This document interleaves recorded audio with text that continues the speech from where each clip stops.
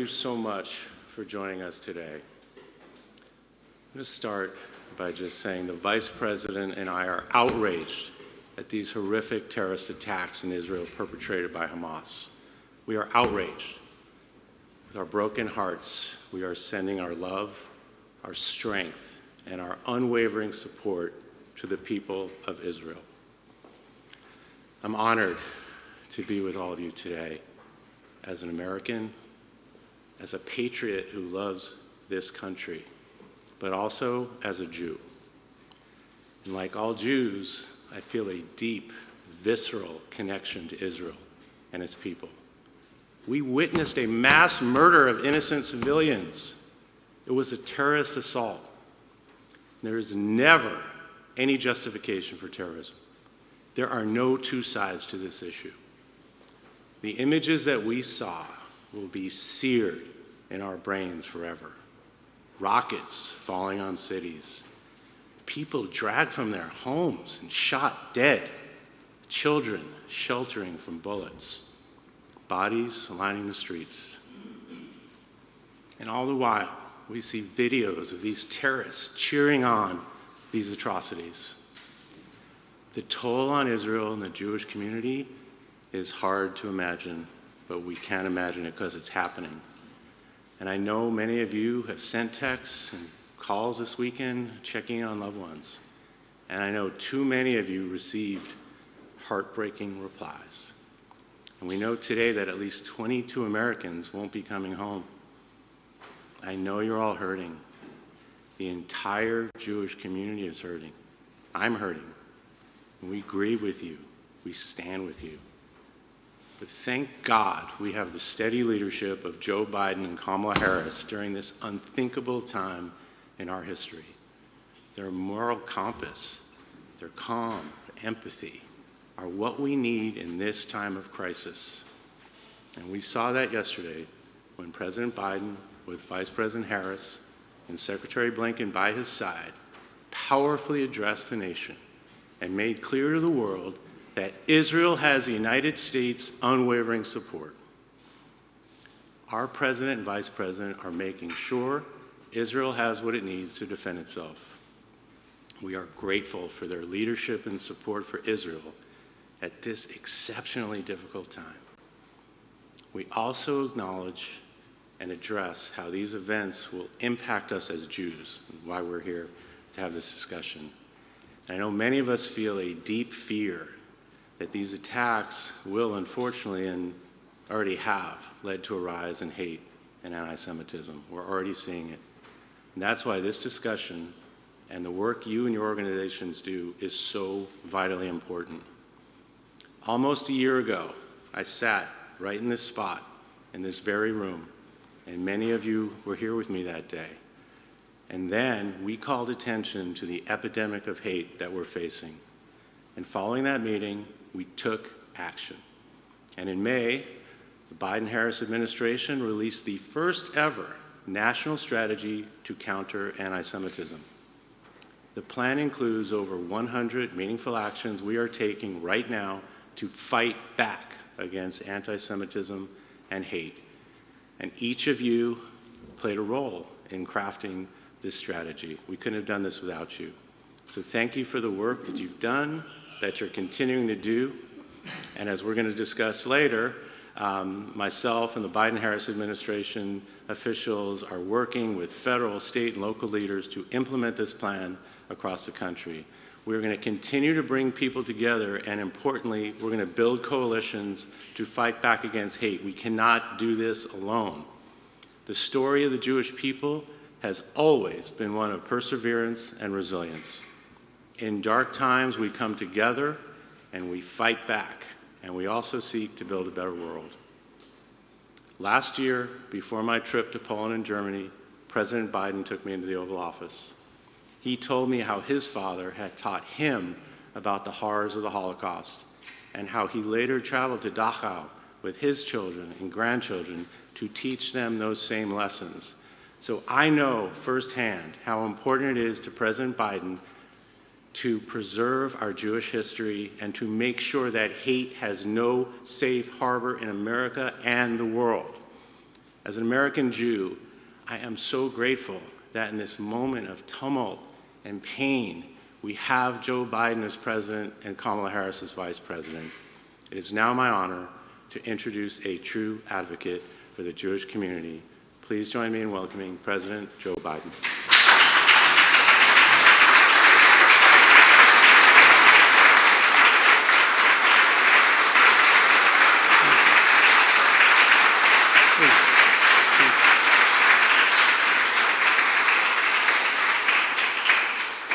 Folks, I came first of all to say thank you. Thank you to all of you in this room. You've not only cared, but you've been breaking your neck the last couple of years to deal with this overall issue of anti-Semitism. And I know many of you are personally impacted by what's happened in Israel. There are thousands of dual citizens, maybe some of your relatives that are there. And Doug, I want to thank you for all the work you've done on behalf of our administration to combat anti-Semitism. And I apologize, I've been on the phone around the clock with our friends around the world, quite frankly, discussing what's going on in Israel. And I want you to know that I want to thank you as well for, all of you as well, for working the work you're doing to bring comfort and in this moment of grief for those who are grieving as well. And you'll read this weekend in synagogue, the Torah teaches us that God made stars to, quote, give light on the earth and separate light from darkness. Give light on the earth and separate light from darkness. You know, it's been hard to find that light during the darkness of these past few days. When terrorist groups like Hamas brought not only terror, but sheer evil to the world, evil that echoes the worst and matches, in some cases exceeds the worst atrocities of ISIS. More than 1,000 civilians slaughtered in Israel. By the way, I've been speaking with a number of Israeli leaders, a number of leaders around the world, leaders in the region as well. And, you know, among those who have been victimized, this evil, who've been killed, are at least 22 American citizens. This attack was a campaign of pure cruelty, not just hate, but pure cruelty against the Jewish people. And I would argue it's the deadliest day for Jews since the Holocaust. The deadliest day since the Holocaust. One of the worst chapters in human history that remind us all that expression I learned from my dad early on, silence is complicity. Silence is complicity. It really is. And I want you to know, I think you've already figured it out, I refuse to be silent, and I know you refuse to be silent as well.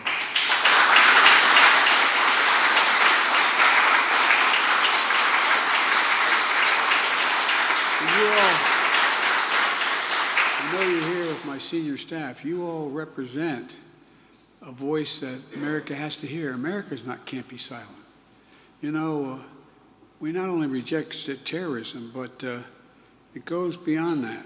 It goes beyond rejecting terrorism.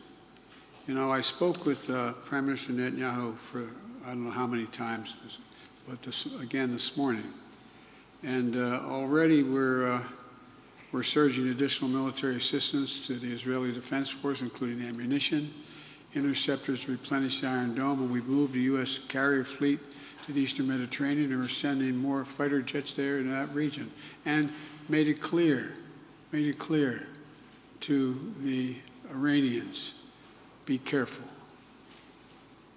We want to make it real clear. We're working on every aspect of the hostage crisis in Israel, including deploying experts to advise and assist with recovery efforts. Now, the press is going to shout to me, and many of you are, that, you know, what are you doing to get these folks home? If I told you, I wouldn't be able to get them home. Folks, there's a lot we're doing. a lot we're doing. I have not given up hope of bringing these folks home. But the idea that I'm going to stand here before you and tell you what I'm doing is bizarre. So I hope you understand how bizarre I think it would be to try to answer that question. In the days ahead, we're going to continue to work closely with our partners in Israel and around the world to ensure Israel has what it needs to defend its citizens, its cities, and to respond to these attacks. As I said yesterday, my commitment to Israel's security and the safety of the Jewish people is unshakable. The United States has Israel's back, and I have yours as well, both at home and abroad. You know, you can see the pain in some of your faces. I walked into this room. You okay, kiddo? Well, your fear for family, friends back in Israel. You worry about kids being targeted in school, about going about their daily lives. You're hurt by the downplaying of Hamas's atrocities and blaming Israel. This is unconscionable. And I've asked members of my team, including Homeland Security Secretary Mayorkas and Attorney General Garland, to work intensively with our Jewish community partners so many of you here to set up security around Jewish life in America, identify, prevent, and disrupt emerging threats that occur. You know, we're also going to continue to condemn and combat anti-Semitism at every single turn, at every turn. You know, the past few days have been a solemn reminder that hate never goes away. Hold on a second, I used to think you could defeat hate, that you could make it, all it does is go underground. It just goes underground, it doesn't go away. It only hides until it's given a little oxygen, a little bit of oxygen. And that's why I've secured the largest ever increase in funding for physical security for nonprofits, including synagogues, Jewish community centers, Jewish day schools. And in May, we released the first ever national strategy to counter anti-Semitism with the input from many of you in this room. Many of you in this room helped write that. It's the most ambitious, comprehensive effort to combat anti-Semitism in American history, in all of American history. And we're aggressively implementing it. But we must all do our part and forcefully speak out against anti-Semitism and push back against the attempts to deny or distort the facts. To make clear, there is no place for hate in America. Not against Jews, not against Muslims, not against anybody. And we mourn the act you and so many leaders have across the country, showing us what thousands of years of Jewish history has shown us. The enduring strength, and I mean this sincerely, the enduring strength and spirit of the Jewish community. If you excuse a point of personal privilege, you should say in the Senate. That's why I took my kids, everyone when they turned 14 years old, one at a time, put them on a plane and took them to Dachau. I wanted them to see that you could not know what was going on walking through those gates. You could not fail to understand as a country what was going on. And that's a fact. It had a profound impact on my children and my grandchildren. Some thought taking a 14-year-old grandchild was not a mistake, but I took them one at a time. I got 3 more to go. And folks, it's important. You know, the miracle of Israel is Israel. It's Israel itself. The hope it inspires. The light it represents to the world. And folks, I was asked in one of my very frank conversations with Bibi and with Herzog, so why do I feel so deeply about this? It's not about the region. I truly believe, were there no Israel, no Jew in the world would be ultimately safe. It's the only ultimate guarantee. The only ultimate guarantee. The only ultimate guarantee. And folks, because of you, and I mean this sincerely, because you're speaking up, because of the intensity and the intellect and the brilliance you bring to this cause, I think we have a chance to end this in a way that it makes it very difficult for it to be repeated. I want to thank you for your leadership. And as I said, there's a lot to talk about. And but I'm really, quite frankly, concerned as to, it's hard to talk about this without detail. And it's contrary to our interests to let out the detail of what we're going on. I mean, this is just round the clock, as you understand. You fully understand.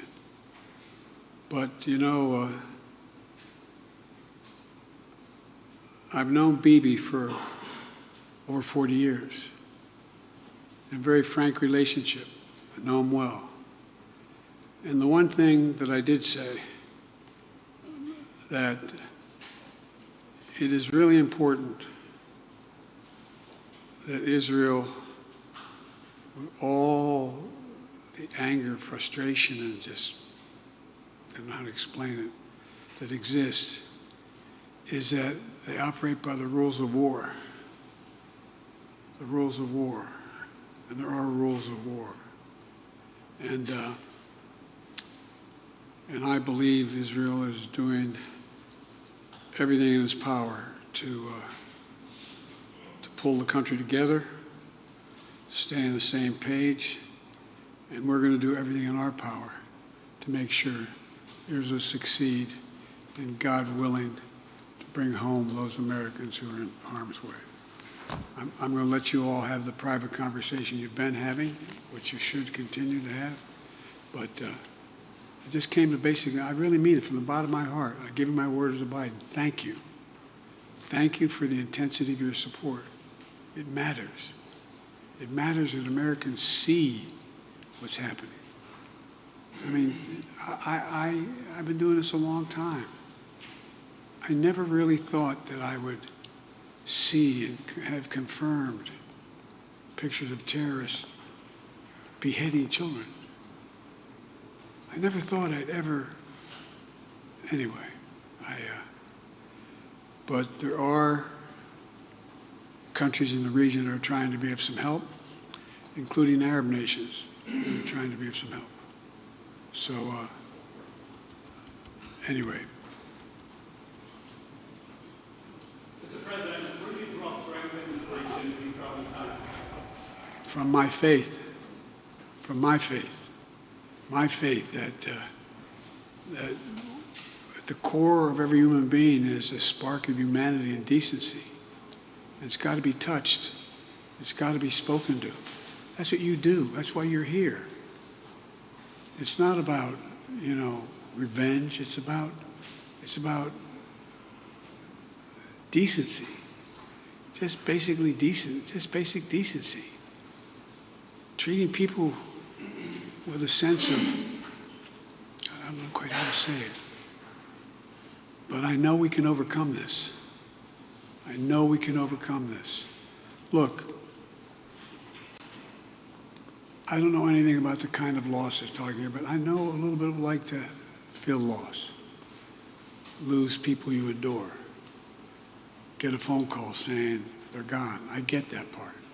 Not the same, but I get the part. And what I've learned is that as we persevere, we can grow. And the day will come when the memory of that person or those persons bring a smile to your lips before it brings a tear to your eye. It will happen. It will happen. But God, it takes a long time sometimes. And when it's born out of something that has been anything from a mistake to a vicious, vicious intent, you know, it varies in degrees. I'm not saying I know the same. But I just, look, I mean,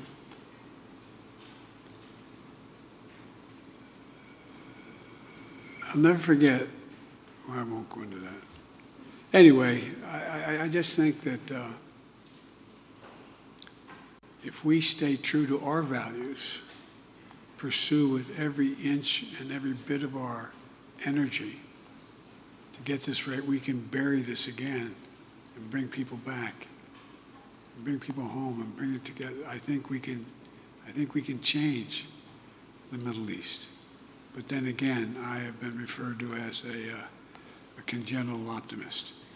And I'm not going to answer any questions from you guys right now, but my team here knows that when the press is gone, they'll talk more directly to you. But even then, they're not going to be able to tell you all that we're doing and all that's going on. So. Question, sir. May we please say thank you. 80 years ago this week, a group of 400 rabbis came to Washington hoping to meet with Franklin Delano Roosevelt and appeal to him to act to rescue the Jews who were being persecuted in Europe. And they were refused a meeting with President Roosevelt. They were refused entry to the White House.